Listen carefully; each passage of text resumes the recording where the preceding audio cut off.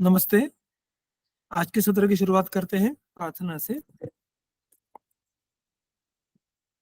ओम सहनाववतु सहनौ भुनक्तु सह वीर्यं करवावहै तेजस्विनावधीतमस्तु मा विद्विषावहै। ओम शांति शांति शांति।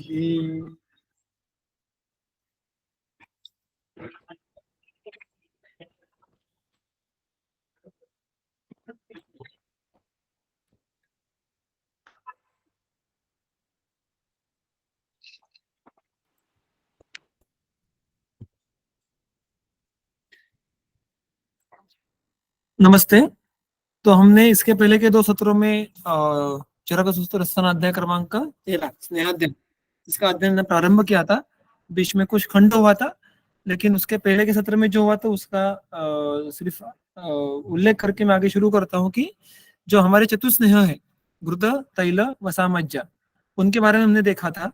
और मुख्यत्वे उनमें उन चारों का श्रेष्ठत्व क्यों है, उन चारों में घृत का श्रेष्ठत्व क्यों है, इस अनुषंग से चर्चा हमने टीकाओं के आधार पर देखी थी। उसके बाद जो घृत और तैल के विशेष गुण है, उनकी जो यहाँ पे संक्षेप में चर्चा है, उनका हमने विवरण देखा था। और उसके बाद हम आज चलकर इसके आगे के सूत्र यानी सूत्र क्रमांक 16 से आगे अध्ययन करना प्रारंभ करेंगे। यहाँ पे मुख्यत्वे जो दो बातें शेष रह जाती है, वसा और मज्जा की गुण, और फिर उसके बाद काल और अनुपान, ये जो प्रश्न था आगे का स्नेहाध्याय का शुरुआत का, उसका उत्तर शुरू होता है। सो इन विषयों को आज देखने का प्रयास करेंगे। ये जो आपके सामने सूत्र है, सूत्र क्रमांक 16, उसको पढ़ते हैं। वसा के गुण उसमें दिए गए हैं। विद्ध भग्ना हत भ्रष्ट योनिकर्ण शिरो रुचि पौरुषोपचये स्नेहे व्यायामे च इष्यते वसा। यहाँ पर उन्होंने ये स्पष्ट रूप से कहा है कि वसा का उपयोग आप किस किस अवस्था में कर सकते हैं। देखिएगा, यहाँ पे उन्होंने वसा के गुण ये कहने के बजाय उन्होंने जो सारी फलश्रुति में जो बातें कही है वो सारी सप्तमी विभक्ति में है। तो किन अवस्थाओं में वसा का उपयोग ये श्रेष्ठ होता है या उसकी अपेक्षा कर सकते हैं, इस प्रकार का कुछ वर्णन इस सूत्र में दिखाई देता है। इसका जो पहला चरण है विद्ध भग्न आहत, ये क्या है? तो ये सारे प्रायः एक्सटर्नल ट्रॉमास है। अब वसा के बारे में हम प्राय कुछ बातें जानते होंगे। हमने इसके बारे में पहले देखा था कि शुद्ध मांसस्य यह स्नेह सा वसा परिकीर्तिता। व्यवहार में भी जब किसी जानवर का, मुख्यत्वे अजा वगैरह का, हम जब पेट का जो हिस्सा होता है जिसको हम तैलवर्तिका कहते हैं, वपावहन कहते हैं, उसको लेते हैं, उसको पानी में उबालते हैं, और फिर उसके बाद जो स्नेह उस पे जमा होता है, जो दिखने में मेद जैसा होता है। क्योंकि देखिए कि यहाँ पे थोड़ा विषय अप्रस्तुत है, लेकिन वसा के बारे में कुछ स्वरूप कहने के लिए ये आपको बात कह रहा हूँ कि जो जो धातु के उपधातु होते हैं, वो उनमें से प्रायः एक उपधातु ये उसके आगे के धातु के बहुत सिमिलर गुणशः होता है। यानी देखिएगा आपकी रस का जो उपधातु रज है, वो रक्त के बहुत ही समीप जाने वाला है। उन दोनों में बहुत अल्प अंतर है। रक्त के जो उपधातु है कंडरा, वो मांस की बहुत समीप जाने वाली है। मांस का जो उपधातु है वसा, वो या उसका जो हम कहेंगे स्नेह है, वो कैसा है? वो मेद के बहुत समीप जाने वाला है। तो ये एक जो धातु स्नेह परंपरा या धात्वग्नि जो परिणामन होता है, उसमें का बहुत ही सुंदर एक उदाहरण है कि कैसे क्रमशः आगे आगे के परिणामन के दरमियान जो आगे आगे के प्रोडक्ट्स तैयार होते हैं उस धात्वग्नि के, वो उसके अंतिम प्रोडक्ट के जैसे ही होते हैं। Because generally they are formed at the very end of the dhatvagni parinaman of that respective dhatvagni. इसलिए यहाँ पे वसा और मेद में गुणशः बहुत ही सामीप्य दिखाई देता है, किंतु वो है मांस का उपधातु। अतः प्रायः तैलवर्तिका या वपावहन, इसमें से उसकी प्राप्ति की जाती है। अब इसमें विद्ध, भग्न, आहत, ये जो मैंने बातें कही उसके मैंने भाषांतर आपके सामने रखे हैं। विद्ध, विद्ध का अर्थ कोई भी नुकीली चीज से पियर्स करना, छेद होना। भग्न, भग्न केवल उसमें हम देखते हैं कि अस्थि का वर्णन अनेक बार आता है, लेकिन ब्रोकन किसी भी जो एक कंसिस्टेंसी है, शरीर में स्नायु भी होते हैं, उसमें कंडराई भी होती है, उनमें भी भंग होना, इसको हम भग्न कह सकते हैं। ब्रोकन, आहत, आहत, ये इसका एक जो एक पर्याय नाम है, टीका ने अर्थ दिया है वो ताड़न। ताड़न का अर्थ क्या है कि beat. So it can be more of a blunt trauma, कि जो हमें व्यवहार में भी देखा के मिलता है कि जिसको बहुत बार हम मराठी में मुक्का मार इस प्रकार की संज्ञा का उपयोग करते हैं। तो ये जो भिन्न भिन्न प्रकार के आघातों के वर्णन यहाँ पे किए गए हैं, ये बात दर्शाते हैं कि जब भी इस प्रकार से एक्सीलेंट ट्रॉमा होगा और वहां पे अगर स्नेहन की अपेक्षा हो तो वहां पे वसा का उपयोग करना है। तो देखिए, क्योंकि प्रायः हमें ये उसकी एक अवस्था विशेष है, इसका अर्थ ऐसा नहीं कि जब भी कुछ बाहर से लग जाए तो हमेशा चल के वसा का उपयोग करो। आप देखो कि सद्यो मरण चिकित्सा में आपको कुछ अलग अवस्थाएं मिलेंगी, भग्न में कुछ अलग अवस्थाएं मिलेंगी। तो यहाँ पे उन्होंने जो ये ट्रॉमाज है वो स्पेसिफिकली डिस्क्राइब किए हैं। सो जब विद्ध, भग्न, आहत, इन प्रकार के ट्रॉमा होंगे और अर्थात उसमें भी रक्त दृष्टि से भी ज्यादा अधिक वात प्रकोप का बल होगा, तो हमें वसा का उपयोग करना पड़ेगा, क्योंकि वसा का कार्य, प्रमुख कार्य यहाँ पे स्नेहन अपेक्षित है। यहाँ पे आघात के बाद प्राय में ये देखने के लिए मिलता है कि रक्त की दृष्टि और वात का प्रकोप ये अनिवार्य होने वाली घटनाएं हैं। अब रक्त की दृष्टि अधिक हो तो वहां पे हमें राग, वहां पे हमें श्वेथु, वहां पे स्पर्शनासत्व, ऐसी कुछ बातें देखने के लिए मिलते हैं। और वहां पे हमें परिषेक, रक्तमोक्षण, ऐसे उपचारों का अवलंब करना पड़ता है। किंतु अगर आघात के बाद जो आघातों का वर्णन यहाँ पे किया गया है, वहां पे प्राय यह संभावना अधिक होती है कि रक्त दृष्टि तुलनात्मक रीत्या कम और वात प्रकोप का बल तुलनात्मक रीत्या अधिक होगा। जब ऐसे होगा तो हमें वात के प्रत्यनीक जो उपक्रम है और वात के प्रत्यनीक जो द्रव्य विशेष है उनका हमें वहां पे विधिवत उसके योजना करनी होगी। और अर्थात उसमें सबसे पहले स्नेह आ जाते हैं। फिर स्नेह में क्षीर कब, घृत कब, तैल कब, वसा कब, ये इसका नियोजन आप उसके गुणशः कर सकते हैं। रक्त दृष्टि कितनी है, थोड़ी अधिक हो तो क्षीर का उपयोग कर सकते हैं, वो जितनी कम हो उतना आप तैल, वसा, इन द्रव्यों का उपयोग कर सकते हैं। वैसे ही जब आघात के बाद शूल आधिक्य हो, वहां पे रक्त दृष्टि के कुछ खास लक्षण नहीं हो, तो हमें वहां पे वसा का बाह्य उपयोग करना और दीर्घकाल में अगर संभव होगा, अगर आवश्यकता होगी तो अभ्यंतर उपयोग करना ये संभव हो सकता है। अब देखिए, मैंने इसके पहले भी शायद ये बात आपसे कही थी कि केवल वसा ये आपको किसी भी मेडिकल शॉप में, आयुर्वेदिक मेडिकल शॉप में नहीं प्राप्त होगी। तो वहां पे हमने कहा वैसे कि इधर आप जाके वसा इकट्ठा करके उसको मूर्छित करके आपके पास रखो, जैसे हम तैल घृत रखते हैं वैसे वसा, लेकिन वसा वैसे के वैसे रहेगी नहीं। तो उसकी मूर्छना करके उसको सिद्ध करके ऐसे कुछ योग हमें मतलब केवल वसा के नहीं, लेकिन ऐसे प्रकार के वसा मज्जा जो टिकाऊ प्रकार के स्नेह नहीं है, उनके सिद्धि के योग हमें ग्रंथ में मुख्यत्वे वातव्याधि में देखने के लिए मिलते हैं। तो उसमें से योगों का योग्य चयन करके या वसों को मूर्छित करके हमारे पास संचित करके रखा, तो आपको प्रायः ऐसे अवस्थाओं में वसा आपके बाय हैंड मिलेगी। अन्यथा वसा की प्राप्ति 11th आवर में होना ये बहुत मुश्किल हो जाता है। बहुत लोग फिर अंतिमतः महास्नेह का चयन कर लेते हैं, किंतु व्यवहार में जो महास्नेह हमें दुकान में मिलता है उसमें भी चारों स्नेह समान मात्रा में नहीं होते, क्योंकि वसा और मज्जा इनका जो आउटपुट है उस प्रोसेस में से, जो भी उनकी प्रोसेसेस है, उनको उबालना है, उनको इकट्ठा करना है, वो बहुत ही टेडियस और टाइम कंज्यूमिंग और कॉस्ट इफेक्टिव बिल्कुल नहीं है। अतः फार्मेसिस्ट भी हमें उसमें तैल और घृत के प्रमाण अधिक होता है और वसा मज्जा का प्रमाण तुलनात्मक रीत्या कम होता है, और उसको उन्होंने ग्रंथोक्त कुछ द्रव्यों से सिद्ध किया होता है। तो बहुत वैद्य फिर अंतिमतः वसा का अंश है ऐसे महास्नेह का उपयोग यहाँ पे करने के बारे में सोचते हैं। ये हो गया उसका व्यवहार। सॉरी। अब उसके आगे का फल देखिएगा, योनि विद्ध भग्न, विद्ध भग्न आहत, इसके बाद भ्रष्ट योनि, योनि भ्रष्ट होना यानी योनि भ्रंश, योनि श्रंस, योनि भ्रंश, ये परिभाषाएं हमारे प्राय तृतीय वर्ष में हम उससे अधिक फैमिलियर हो जाते हैं। इसका अर्थ है कि जब भी कोई भी अवयव स्वस्थान से च्युत होता है, स्वस्थानों को छोड़ के वो बहिर्प्रवृत्त होने के लिए उद्युक्त होता है, तो हम उसको श्रंस ऐसा कहते हैं। और उसका ही जो एक विशेष अवस्था है कि जब प्रायः वो स्थान स्वयं का स्थान छोड़, वो अवयव स्वयं का स्थान छोड़ के पूर्ण रूप से बहिर्प्रवृत्त हो जाता है, उसको प्रायः भ्रंश कहा जाता है। ऐसी परिभाषाएँ हमें कुछ टीकाकारों में या ग्रंथकार पुस्तकों में देखने के लिए मिलती है। तो यहाँ पे हमें सेंस क्या लेना है, यहाँ पे कंप्लीट डिस्प्लेसमेंट या पार्शियल डिस्प्लेसमेंट ऐसी अपेक्षा यहाँ पे नहीं है। यहाँ पे योनि भ्रंश का अर्थ यही लेना है कि योनि जो त्रैवर्ता योनि होती है, उसका अंश स्वमार्ग से बहिष्च्युत हो गया है और उस अवस्था में भी उन्होंने वसा का उपयोग करने के लिए कहा है।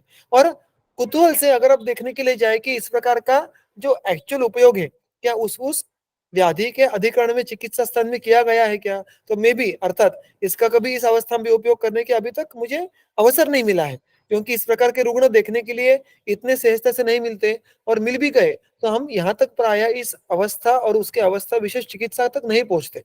तो यहाँ पर अगर अब योनि भ्रंश की जो कुछ अवस्थाएं आई है चरक चिकित्सा 30 में, वहां पे हमें महायोनि जैसे योनि आपद के भेद में हमें ऐसी अवस्था देखने के लिए मिलती है और वहां पे उन्होंने स्पेसिफिकली पूरे अध्याय में अगर आप देखो तो वसाओं का कुछ जगह पे वर्णन है। वहां पे रुक्ष रुक्ष यहाँ का जो जानवर विशेष है उसके दो अर्थ लिए जाते हैं। वृक्ष का अर्थ है एक तो हिरण का भेद है वो और मृग भेद, और दूसरा अर्थ होता है भालू। लेकिन प्रायः जब हम आयुर्वेद में टीकाएं देखते हैं तो रुक्ष इसका अर्थ हिरण का भेद लेना है, ये समझ के लेना है। भालू यह अर्थ हमारे ग्रंथ ने बहुत कम बार लिया है, तो अतः हिरण विशेष ये होगा, इसका अर्थ होगा। और वराह वसा, इसके भी ज्यादा वराह वसा का अनेक बार उल्लेख हमें योनिवापद चिकित्सा में देखने के लिए मिलता है। और इसका स्पेसिफिकली उल्लेख कहाँ पे आया है, ये जो एक अवस्था मैंने कोट की है वो है महायोनिक में चिकित्सा के लिए पूर्ण अर्थ, एक योग में इनका वर्णन आया है। ये कोट करने का मतलब जो प्रयोजन है कि देखिए हमें ऐसे लगता है कि ये सारी बातें जो सूत्र स्थान की है उनका चिकित्सा स्थान में उपयोग करना है या अपेक्षा है, लेकिन क्या ग्रंथों ने स्वयं ऐसे कुछ उदाहरण, ऐसी कुछ योजनाएं हमारे सामने रखी है क्या? इसको एक बार दोहराने के लिए मैंने ये बात आपके सामने रखी है कि इस प्रकार से संदर्भ हमें साक्षात योनि भ्रंश के चिकित्सा में देखने के लिए मिलता है, जहाँ पे वराह और रुक्ष इन प्राणियों के वसा का उपयोग पूर्ण के लिए किया गया है। फिर कर्ण शिरो रुजि, रुजि ये उस पूरा जो समास है उसके अंत में शब्द आया है और वो सप्तमी में है, तो उसका अनुवर्तन हमें कर्ण और शिर इन दो शब्दों के लिए लगाना है। तो कर्ण रुजा और शिरो रुजा ये दो अवस्था विशेष हो गई। अब देखिएगा कर्ण शिर ये कर्ण ये शिर का ही एक हिस्सा है, उत्तम अंग का हिस्सा है, लेकिन फिर भी उन्होंने कर्ण का विशेष उल्लेख किया है। तो शिरस्थ जो संप्राप्ति है, जहाँ पे अब देखोगे शिरो रोग के जो वर्णन है आप कि अंत शिरसी में देखो या अष्टांग हृदय में उत्तर स्थान में देखो, तो वहां पर आपको पित्तज कफज शिरो रोग में भी आपको शूल ये लक्षण अवश्यम भावी दिखेगा। तो ये कुछ कुछ व्याधि ऐसे होते हैं जैसे रुद्रोग होगा कि वहां पे आपको गुल्म होगा, वहां पे आपको अन्य दोषज प्रकारों में भी वात का प्राधान्य होने के कारण शूल ये लक्षण देखने के लिए मिलता ही मिलता है, which underlines the significance of vata in the संप्राप्ति of the specific व्याधि। तो वैसे भी यहाँ पे शिरस्थ जब संप्राप्तियां घटती है तो वहां पे वाता का प्राधान्य हमें बहुत बार देखने के लिए मिलता है, और उसके साथ साथ शिरशूल होगा तो वाता का बल कुछ अधिक ही होगा।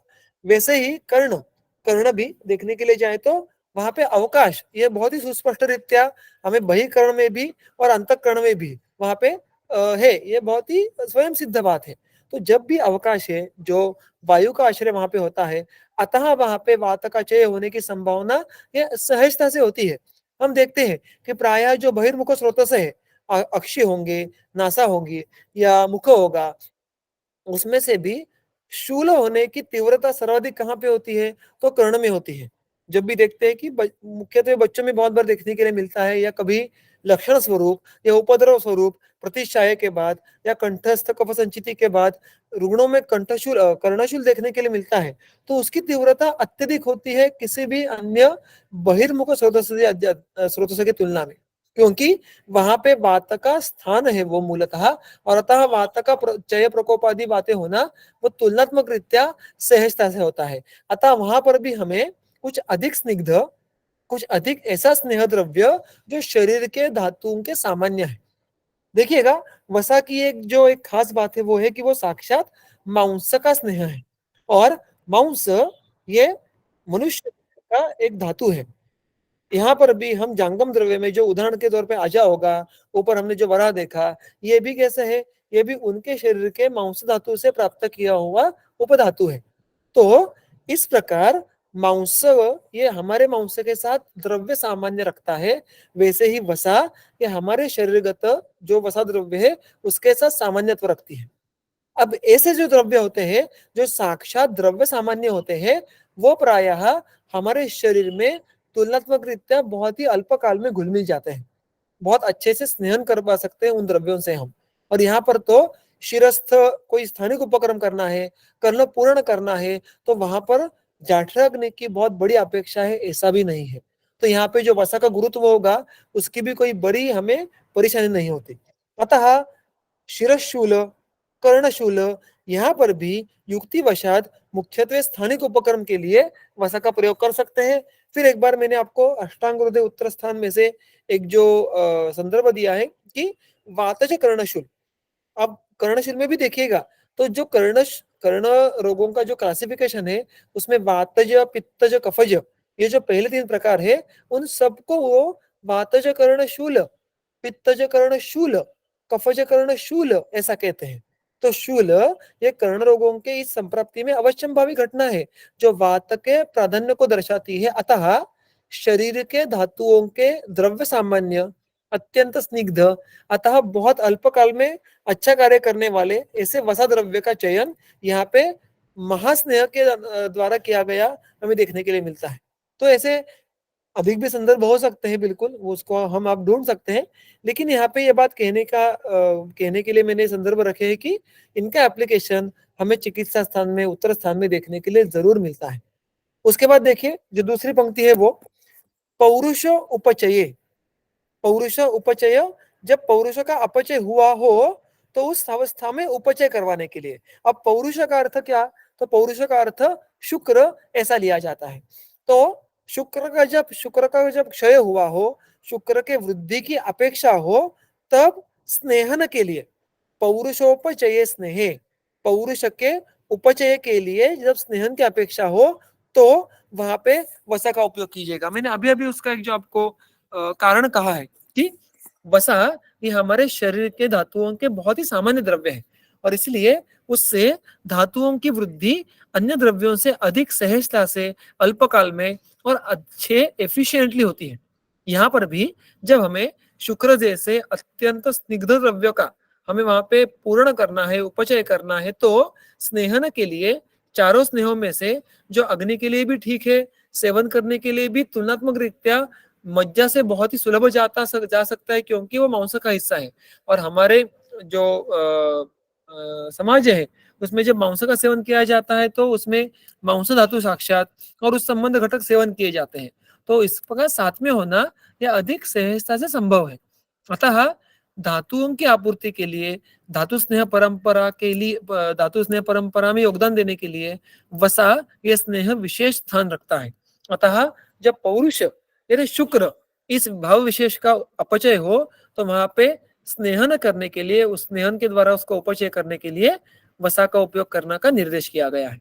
और व्यायामेच, व्यायामेच व्यायाम के दरमियान या जो व्यक्ति नियमित रूप से व्यायाम कर रहा है उसमें स्नेहन की अपेक्षा है तो उसमें भी वसा का उपयोग कीजिएगा। अब व्यायाम करने के समय स्नेह की अपेक्षा क्यों हो, हम आजकल बहुत सारी ऐसी बातें देखते हैं कि व्यायाम करने का जो हर एक का जो उसका पैटर्न रहता है या जो विधि रहती है वो कुछ भिन्न भिन्न रहती है। वो कभी काल सापेक्ष बदलती है, उसके बल के अनुसार बदलती है, उसके सत्व के अनुसार बदलती है, उसकी जो भी उसके शरीर से डिमांड से, अगर कोई प्रोफेशनल्स हो, कोई उसके लिए करियर बनाने वाला हो तो वो अलग रूप से व्यायाम करेंगे। तो कहने की बात ऐसी है कि व्यायाम के दरमियान हमें अपेक्षा क्या है, तो मुख्यत्वे हम स्वस्थ वृत्त पालन के लिए व्यायाम करते हैं और उसमें मुख्यत्वे जिन धातुओं पे साक्षात, जिन धात्वग्नियों पे साक्षात परिणाम होता है, वो जो मुख्य धातु और धात्वग्नि है वो है मांस और मेद। आप देखने के लिए जाए तो इनके दृष्टि हेतुओं में भी अयथावत व्यायाम, अव्यायाम इसके वर्णन आते हैं। व्यायाम के फलश्रुति में भी इन धातुओं के साक्षात या इनडायरेक्टली वर्णन आते हैं और अतः यह बात सुस्पष्ट हो जाती है कि व्यायाम का मुख्य कार्य या मांस और मेद धातुओं पे है। अब अगर आप व्यायाम अविधिवत करो तो अर्थात इन धातुओं पे विपरीत परिणाम हो सकता है, और व्यायाम विधिवत करो तो इन धातुओं पे सम्यक परिणाम हो सकता है।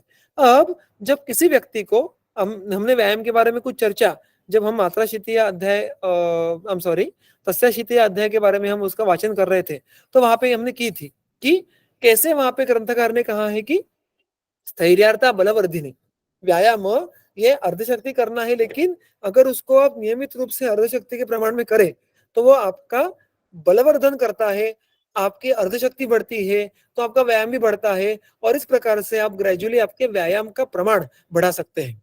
किंतु इस विधि में जो एक अन्य घटक है वो है योग्य स्नेहन होना। इसलिए ग्रंथकार ने भी जो हमारे दिनचर्या में अभ्यंग पूर्वक व्यायाम करने का निर्देश किया है, लेकिन जिनको इससे अधिक बल की अपेक्षा है, सद्य बल की अपेक्षा है, अधिक स्नेहन की अपेक्षा है व्यायाम करते करते अर्थात, तो उसके लिए तैले से भी अधिक विकल्प अच्छा कौन सा है, तो वसा है। अर्थात उसको अगर बाह्य प्रयोग करना है तो केवल वसा का बाह्य प्रयोग करना ये मुश्किल हो जाता है, क्योंकि उसका हमारे त्वचा के जो लोमकूप है उनमें से गामित्व तैले इतना अच्छा नहीं है। तो यहाँ पे हम यमक का उपयोग कर सकते हैं, या इसका हम अभ्यंतर सेवन के बारे में भी सोच सकते हैं। तो जिन व्यायामशील लोगों में उनको व्यायाम के द्वारा बलवर्धन की अपेक्षा है, उसके लिए स्नेहन की अपेक्षा है, इन लोगों ने अगर वसा का सम्यक स्नेहन सेवन किया, वसा का और तैल का या इसी प्रकार की युक्तिवशात बाह्य प्रयोग किया, तो उनके मांस मेद और अर्थात जो वात का वहां पे निग्रह होना अपेक्षित है उसके लिए भी बहुत अच्छा उपयोग हो सकता है, ऐसा हम इस पार्श्व में कह सकते हैं। यहाँ पे एक सिर्फ एक अलग संदर्भ वाचन करने समय मिला, वो मैं आपके सामने रखूंगा कि गंगाधर वसा यानी क्या, इसकी टीका लिखते समय जंतु स्नेह यानी जो अन्य प्राणियों में हमें सहजता से स्नेह प्राप्ति होती है उसको हम वसा कहेंगे, या और उसके बारे में जो गंगाधर जी लिखते हैं वो है हृदयस्थ मेद। अब मेद यहाँ तक तो ठीक है, मैंने आपको कहा था कि प्रायः मृत शरीर में मेद और वसा इनका डिफ्रेंसिएशन करना ये मुश्किल हो जाता है, क्योंकि वो बहुत समीप आने वाले क्रमशः उपधातु और धातु है। किंतु हृदयस्थ इससे क्या समझ के लेना है, ये जो उसका एक्सप्लेनेशन है उसका मुझे मेरे पास कोई उत्तर नहीं है, लेकिन एक अलग संदर्भ और शायद हमारे जो श्रोतृ वर्ग है उसमें से अगर इस पे कोई विचार करे, कोई इसमें से कोई अलग अर्थ हमारे सामने लेके आए तो सबको फायदा होगा, इसलिए मैंने संदर्भ आपके सामने कोट किया। किंतु इसका हृदयस्थ मेद का व्यवहार में अर्थ कैसे लगा के लेना है इसका अंदाजा मुझे नहीं है। तो ये हो गया वसा के बारे में। सूत्र क्रमांक 17 की तरफ बढ़ते हैं, जिसमें मज्जा के बारे में वर्णन किया गया है। बल शुक्र रस श्लेष्म मेदो मज्ज विवर्धन मज्जा विशेषतः अस्नांच बलकृत स्नेहने हितः। अब देखिए यहाँ पे मज्जा का उन्होंने वर्णन किया है, जो सबसे पहली पंक्ति है उसमें वो उपरोक्त जो उसके पूर्वोक्त सारे भावों का विवर्धन करता है। क्या करता है, क्षीण वृद्धि करवाता है। किन किन भावों की, तो देखिएगा कर्म से बल, शुक्र, रस, श्लेष्म, मेद और साक्षात मज्जा। अब इनका अगर हम क्लासिफिकेशन करें तो बल ये एक शारीर भाव है, हम कहेंगे कि शरीर का एक गुण विशेष है। तो बल हमने कभी कभी चर्चाओं में ये बात देखी होगी कि बल के बहुत सारे एस्पेक्ट्स है। बल यानी सिर्फ फिजिकल स्ट्रेंथ, और वो भी कुछ भार वहन के लिए है, ऐसा नहीं है। अगर आप चरक विमान स्थान देखो तो वहां पे व्यायाम शक्तियां, कर्म शक्तियां परीक्षित ऐसा आता है। और व्यवहार में भी आप देखो तो बहुत बार स्टेमिना से लेके हमारे टीनासिटी तक और हमारे लिफ्टिंग पावर से लेके बहुत सारे अनुषंग पर्सपेक्टिव से बल का परीक्षण हो सकता है। तो यहाँ पर भी हमें वो बात ध्यान में रखनी है कि मुख्यत्वे गंभीर धातु के आश्रित मज्जा ये बाकी धातुओं की तुलना में गंभीर धातु है, और उनके आश्रित मुख्यत्वे जो अस्थि मज्जा का कुल मिला के धारण कर्म है, उस प्रकार के धारण कर्म से जो बल विशेष की अपेक्षा होगी वो यहाँ पे मुख्यत्वे हम समझ सकते हैं। और अर्थात एक स्नेह होने के कारण स्नेह सारो यानी पुरुषः, और स्नेह और बल ये बहुत नजदीक जाने वाली बातें हैं। अतः अर्थात वो स्नेह होने के द्वारा भी बलवर्धन तो कर ही सकता है। तो इस शरीर गुण के बाद दोष विशेष का वर्णन आता है, वो है कफ। अब देखिएगा दोनों हिसाब से, तो जब कफ क्षीणता की अपेक्षा है तो चिकित्सार्थ, और अगर कफ पहले से सम्यावस्था में है तो वहां पे मज्जा की अपेक्षा वहां पे नहीं की जा सकती। क्योंकि क्षीणावस्था की आपूर्ति करने के लिए हम सोच सकते हैं, किंतु जब कफ समावस्था में है या कभी कभी तो कफ वृद्ध होता है और तभी हमें स्नेहन करना है, तो स्नेहन कैसे लगेगा हमें? वो इधर कफघ्न कार्य करने वाला या कफ का वर्धन न करने वाला। और हमने इसके पहले के सत्र में भी देखा था कि किस प्रकार तैल ये मुख्यत्वे मारुतघ्नम न च श्लेष्म वर्धनम बलवर्धनम। तो कफ की वृद्धि किए बिना स्नेहन के द्वारा बलवर्धन की अपेक्षा हो तो तैल का उपयोग करना है।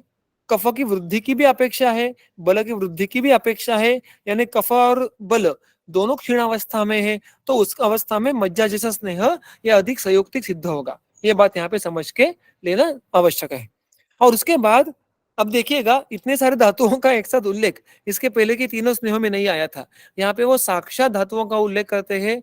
अपन हमने अब इसमें भी देखा था रस शुक्र जसाम हितम घृत के वर्णन में, तो वहां पर भी रस, शुक्र, ओज इनका वर्णन था।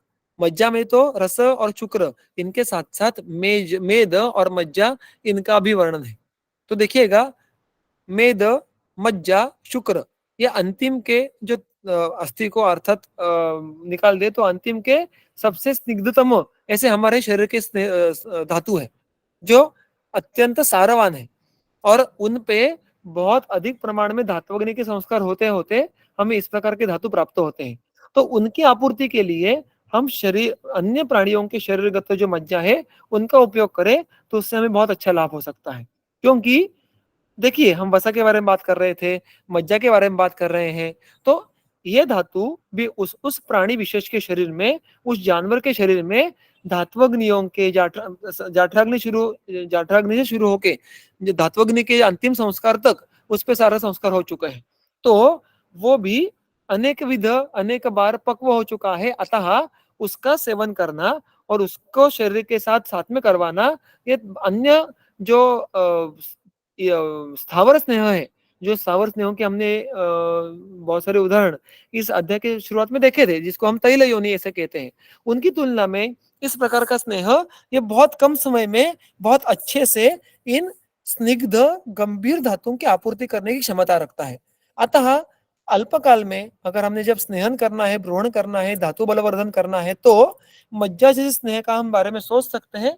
अर्थात उसका एक ही जो हम कहेंगे कि कंडीशन है या उसके लिए हमें जो एक बात पे बहुत सावधानी बरतनी पड़ेगी वो अग्नि पे उसका परिणाम, क्योंकि अत्यंत सारवान होने के कारण मज्जा ये अन्य धातुओं से अत्यंत गुरु सिद्ध होती है और अत्यंत गुरु होने के कारण अग्नि को उसको पचाने के लिए बहुत कष्ट और बहुत काल व्यतीत करना होता है। अतः अग्नि के लिए हमें मज्जा के लिए हमें अग्नि के बारे में सोचना अत्यावश्यक हो जाता है बाकी स्नेहों के तुलना में। और रस इस सबसे प्रथमतम धातु से लेकर गंभीर तक जो स्निग्धतम धातु है उन सारे धातुओं पे इसका कार्य वृद्धि का होना ये यहाँ पे किया गया है। अब मज्जा विशेषतः अस्नांच, मजे की बात देखिएगा कि उन्होंने अस्थि का उल्लेख ये दूसरे पंक्ति में किया है। इन सारे जो बल बल का नाम होगा या दोष होगा या धातु विशेष होंगे उनको छोड़ के उसका अन्य भिन्न उल्लेख किया है, मज्जा विशेषतः अस्नांच बलकृत। अब देखिए किस प्रकार से सुंदर विवरण और किस प्रकार से शब्दों का सुंदर योग्य चयन यहाँ पे चरक ने किया है। बल शुक्रादियों के लिए विवर्धन और अस्थि के लिए विवर्धन इस शब्द का उपयोग ना करते हुए बलकृत इस शब्द का उपयोग किया है।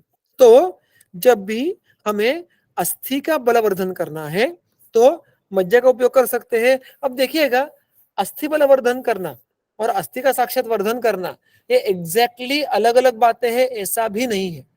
ऐसा नहीं होगा कि अस्थि का वर्धन बिल्कुल नहीं होगा या अस्थि क्षीण ही रह जाएगा फिर भी अस्थि का बल बढ़ जाएगा। लेकिन देखिएगा, हमेशा धातु वृद्धि होने के बाद बल वृद्धि होगी ही ऐसा नहीं है, धातु सारवान होना आवश्यक है, अन्यथा धातु वृद्धि के विकृत लक्षण नहीं आते।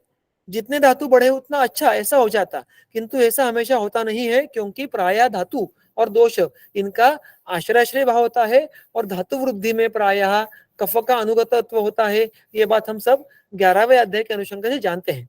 तो यहाँ पे जो विशेष बात कही उन्होंने कि देखिएगा, अस्थि का बल ये केवल अस्थि धातुओं के घटक पे निर्भर होता है ऐसा नहीं है।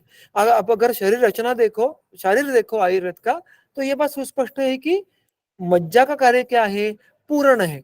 किसका पूर्ण करता है, वो साक्षात अस्थि का ही पूर्ण करता है।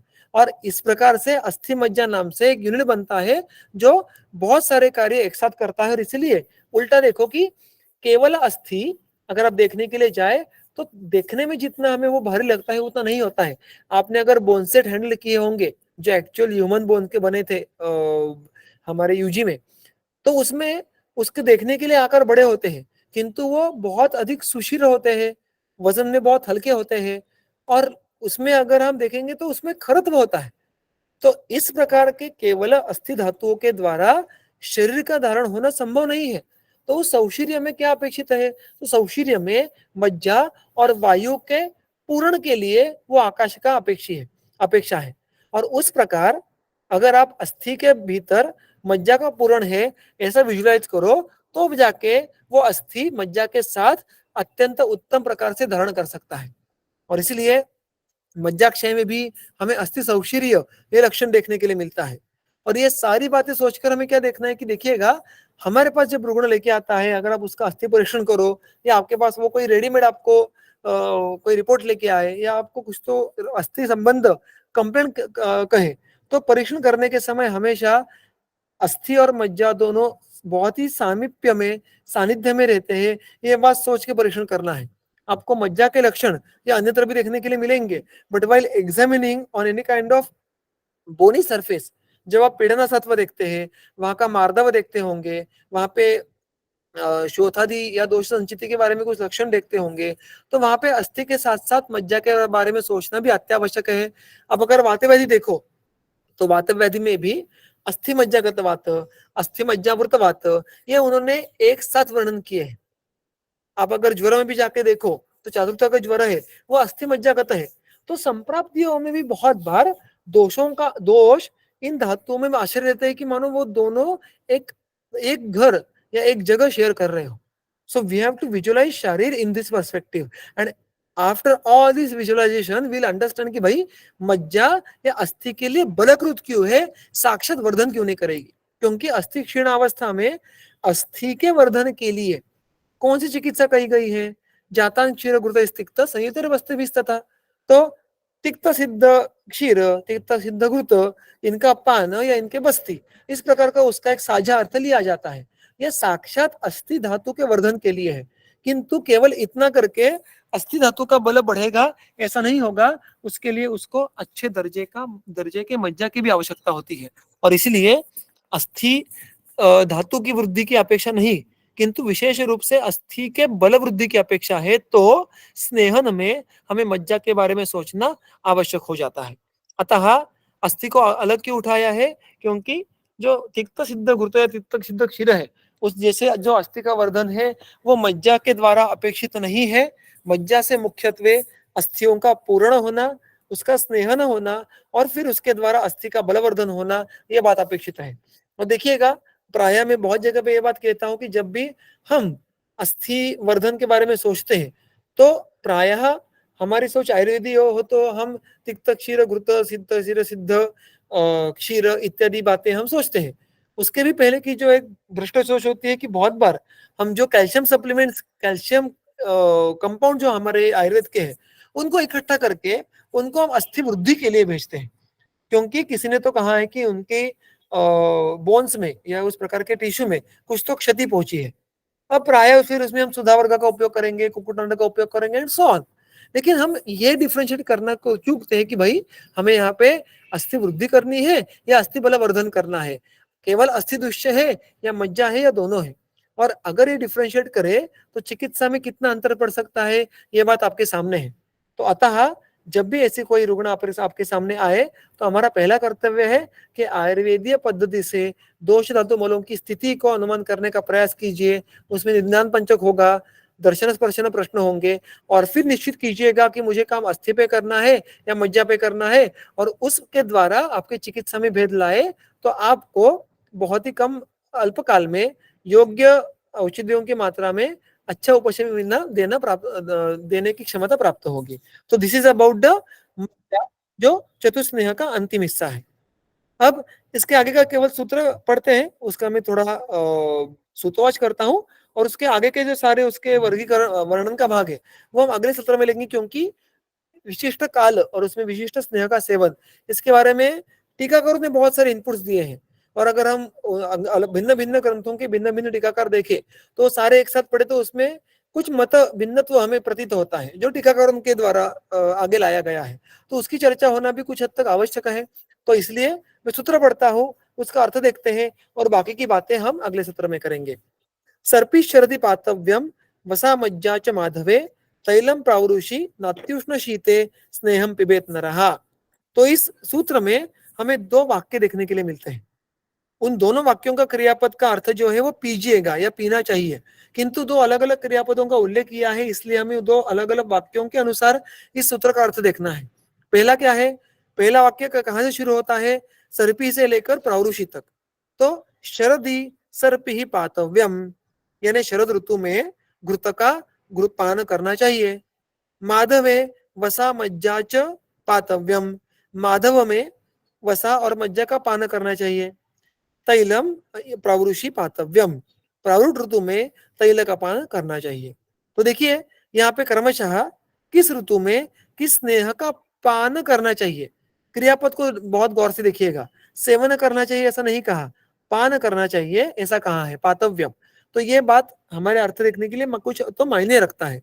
और उसके बाद नात्युष्ण शीते स्नेहम पिबेत नरहा, इसका अगर हम अन्वय लगाने के लिए जाए, अन्वय यानी कर्ता, कर्म, क्रियापद और जो अन्य अन्य उसमें रूप है, उनको एक वाक्य बनाने के लिए उसको रीअरेंज करे तो नरहा नात्युष्ण शीते स्नेहम पिबेत, ये एक सामान्य नियम हो जाता है सारे स्नेहों के लिए कि जब भी स्नेह पान की आवश्यकता है तो स्नेह पान की आवश्यकता ये स्वस्थ वृत्त के लिए अपेक्षित नहीं है। प्रायः हम स्नेह सेवन करते हैं वो सान्न सेवन करते हैं, केवल स्नेह पान का निर्देश स्वस्थ वृत्त में नहीं आता है।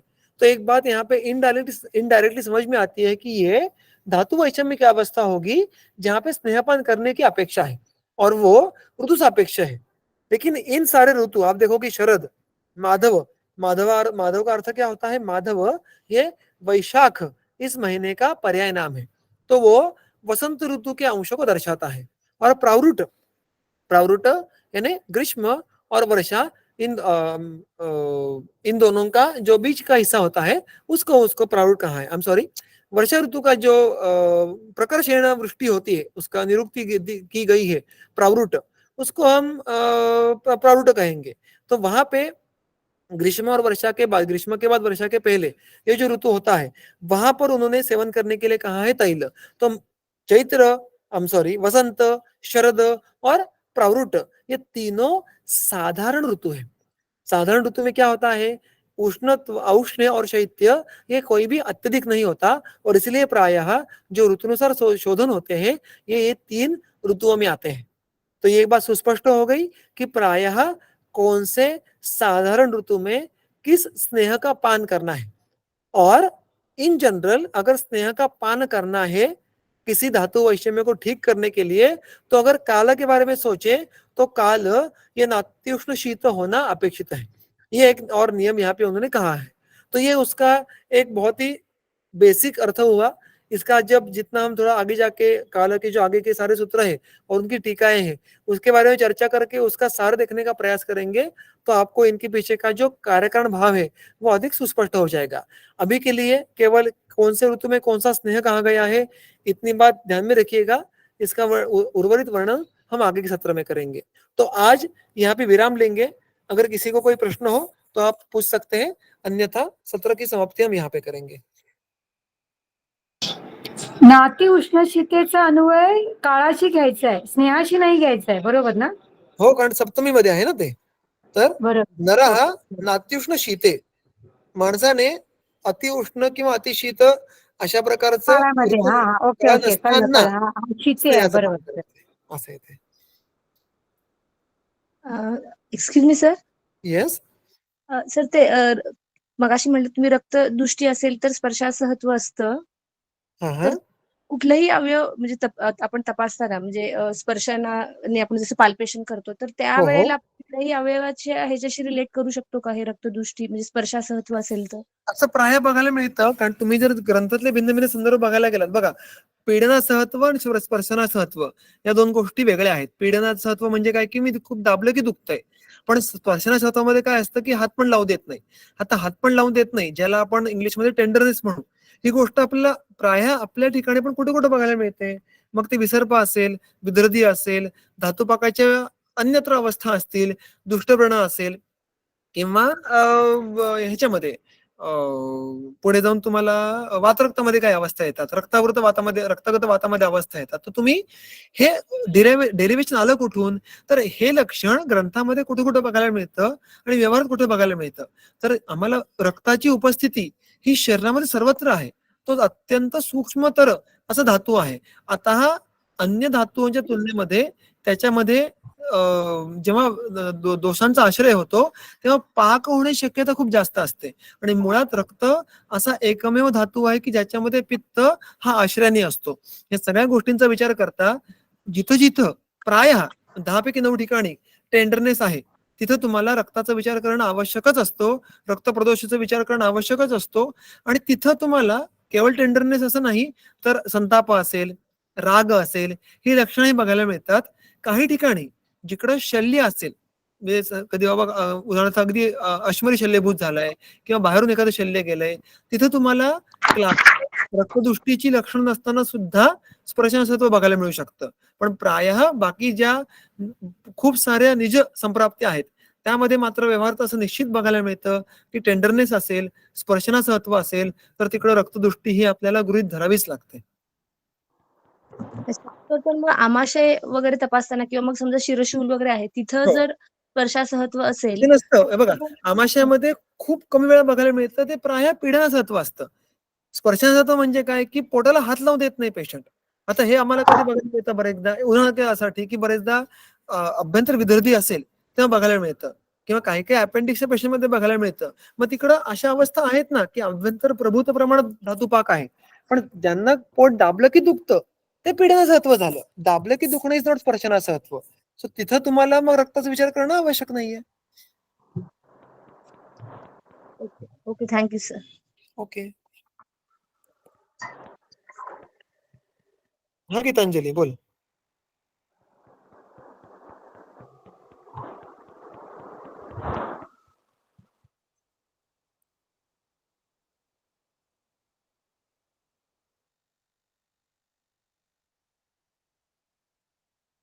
आवाज गेला बहुतेक. ठीक है.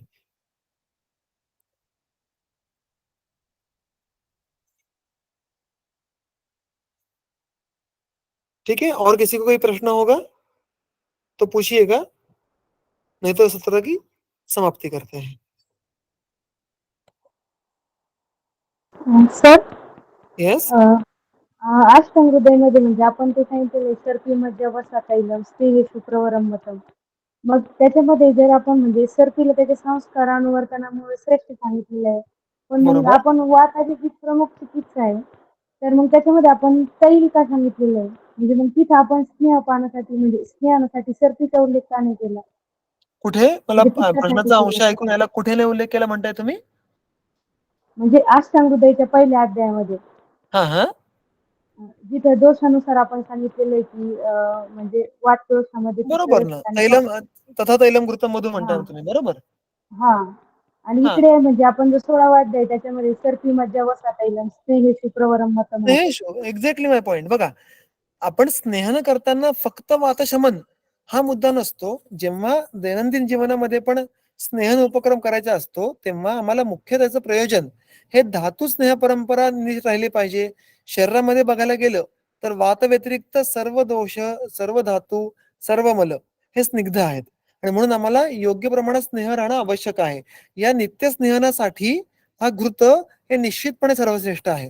पण जेव्हा चिकित्सेची वेळ येते, जेव्हा धातू वैषम्य असतं, जेव्हा विशिष्ट एका दोषाला किंवा दोषावस्थेला आम्हाला काम करायचं असतं, तेव्हा आम्हाला त्या दोषविपरीत विचार करणं आवश्यक राहतं, आणि तेव्हा आम्हाला त्या अवस्थेमध्ये श्रेष्ठत्व बदलायला लागतं. सो प्रत्येक ठिकाणी ग्रंथकार अधिकरण आणि कारण सकट सांगतात की श्रेष्ठ काय, म्हणजे घृत श्रेष्ठ आहे का? हो आहे. मग कधी आहे? स्नेहनामध्ये आहे. का आहे? कारण या 4 कारणांसाठी आहे.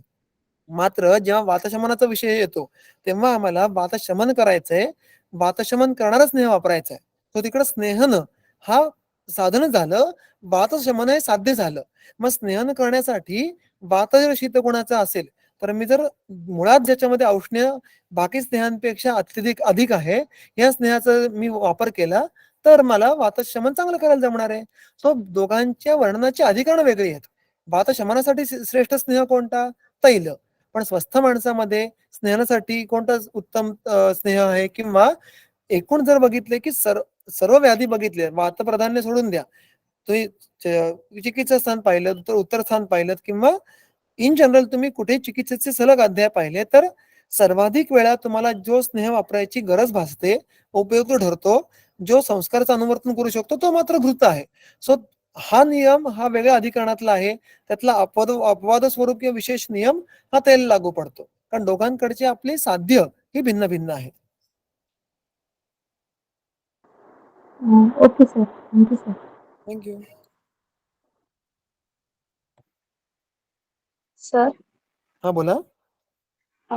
सर मी थर्ड इयरची स्टुडंट आहे.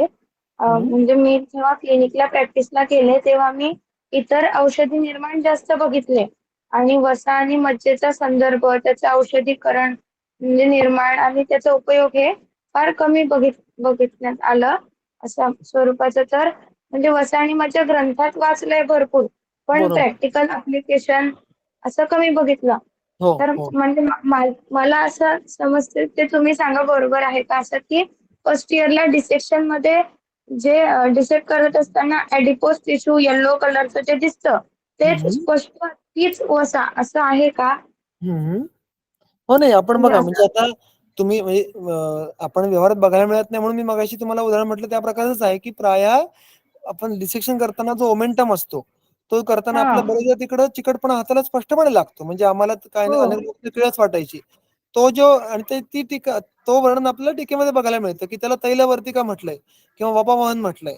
तदाश्रित जो काही धातू आहे, उपधातू आहे, तो वसा म्हणून घेणं अपेक्षित आहे. यात काही चुकीचं नाहीये. आणि म्हणजे आपण तीच औषधी म्हणून वापरतो प्राण्यांच्या संदर्भात असं. बरोबर. ते आपण प्राण्यांमध्ये तोच अवयव घेतला. तर आता प्राप्त करण्याचा उपाय म्हणजे काय, की प्राया ते घेतात, पाण्यामध्ये उकळतात, ते थंड होऊन देतात आणि मग वरचा जे काही थिजलेला भाग असेल, तो गोळा करायचा. पण आता ह्याला व्याप ओके. खूप लागतो. म्हणजे आम्ही मज्जा आता दवाखान्यात अजून कधी केलेली नाही. पण आम्ही जेव्हा हा. रुग्णात करायचो, तेव्हा आउटपुट फार कमी असतं, दुर्गंधादी गोष्टी फार असतात. त्यामुळे व्यवहार म्हणून लोकं फार ते त्याच्या मागे जात नाहीत. पण आता अनेक तरुण वैद्य आहेत, ते काही संपर्कातले आहेत, ज्यांच्याकडे थोडी जागा आहे, त्यांना चांगल्या अर्थाने इच्छा आहे, हे त्या गोष्टी करत असतात. पण अन्यथा ह्या गोष्टी सहजपणे प्रत्यक्ष बघायला मिळत नाहीत आपल्याला चिकित्सेमध्ये. हे तितकंच सत्य आहे. ओके. आणि सर मज्जेला साधारण भाषेत काय शब्दप्रयोग आहे? साधारण म्हणजे कोणत्या? म्हणजे जे लोक नॉनव्हेज विकत घेतात, नॉनव्हेज विकतात, जर त्यांना आपल्याला मज्जाविषयी माहिती कळायची असली तर त्यांना आपण काय विचारणार? प्राय मी सांगताना त्याला पायासूप प्यायला सांगतो मग. कारण मज्जेला म्हणजे असं मज्जा विकत नाहीत कधी. कारण मज्जा का असं सिंग्युलर सेवन करण्याची गोष्ट नाहीये. त्यामुळे अगदीच तुम्हाला स्नेह काढणे शक्य नसेल तर पायासूप ही त्यातला मध्यम मार्ग म्हणून सांगू शकतो. पण तुम्हाला मज्जा विकत मिळणार नाही कारण मज्जेसाठी तुम्हाला लॉंग बॉन्स घ्यायला लागतात. म्हणजे उदाहरणार्थ समजा तुमचा बोकड असेल, त्याचा तुम्हाला जे काही पायाची हाडं आहेत ती घेऊन त्याचे तुकडे करून ते पाण्यामध्ये उकळून अगदी तुम्ही जेवढी सगळी भरपूर हाडं घ्याल, तेव्हा तुम्हाला 4-5 चमचे मज्जा वगैरे मिळते. इतकं कमी आउटपुट असतं. So you won't get that in the shop. पण मग ज्या रेसिपीजमध्ये हाडं उकळून त्यांचं सूप केलं जातं, अशा प्रकारच्या रेसिपीजमध्ये मज्जा ही पाण्यामध्ये उतरते. त्या प्रकारची गोष्ट तुम्ही रुग्णाला सेवन करायला सांगू शकता. ओके. तर म्हणजे जी लोक नॉनव्हेज खातात ते इनडिरेक्टली मद्य सेवन हो. करतातच हे स्पष्ट आहे. हां, म्हणजे जर बोन्सचं सेवन नाही, जर फक्त मांस सेवन करत असतील, तर नाही करणार ते. जर अस्थिसकट अस्थिमध्ये सुद्धा कसं आहे, की अस्थितला कोणता भाग कसा खाताय? अस्थीच्या आत मज्जा असते. सो हो. त्याप्रमाणे आपल्याला जर त्याप्रमाणे संस्कृत, की ज्याच्याप्रमाणे तुम्ही थोडा अस्थीला उष्ण संस्कार केलाय, कदाचित स्नेह तुमच्या आहारामध्ये आलाय, तर इट कॅन बी अ मज्जा सेवन.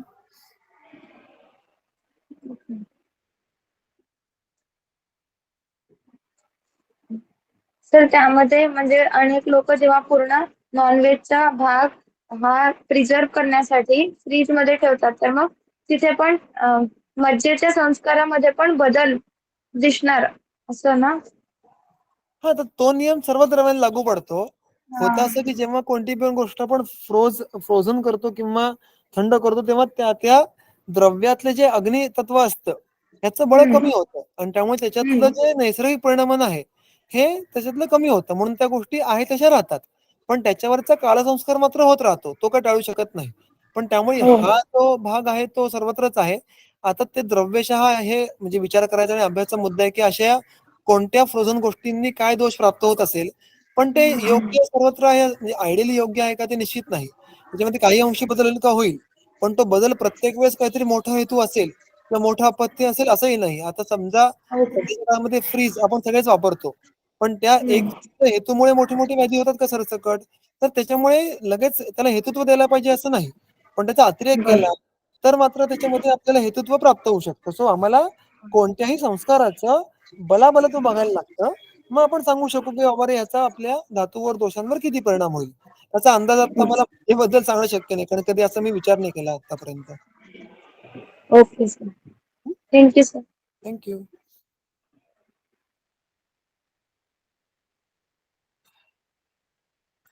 ठीक है? ठीक है. तो ओके. आज यहाँ पे रुकते हैं. सबका धन्यवाद.